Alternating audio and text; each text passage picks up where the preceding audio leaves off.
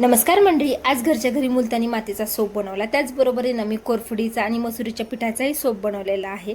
याचा in detail video आपल्या चॅनलवरती आहे.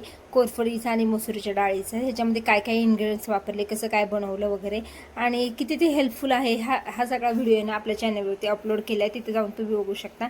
तर आता मी मुलतानी मातीचा सोप दाखवते. त्यासाठी मी यूज केलेला सोप बेस. फक्त सोप बेस आपल्याला सोप बेस आणि मोल्ड विकत घ्यावे लागतात. बाकीचं साहित्य तर आपल्या घरामध्ये असतं. इथं व्हिडिओ दाखवल्याप्रमाणे जेवढा सोप बेस आहे ना 2 साबणांसाठी पुरेसा आहे.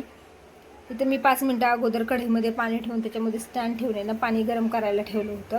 त्याच्यामध्ये एवढा सोप बेस घेतला. ह्याने आहे ना 2 सोप बनवू शकतात. पाणी थोडं गरम झालं होतं, त्याच्यामध्ये सोप आहे ना वितळायला ठेवला.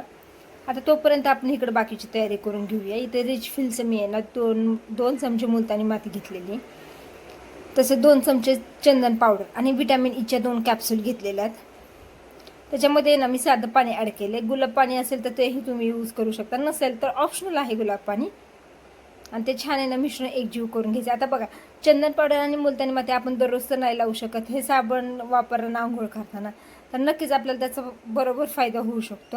आता इकडं सोप बेस छान वितळलेला होता, त्याच्यामध्ये हे मिश्रण टाकायचं आणि छान एकजीव करून घ्यायचं.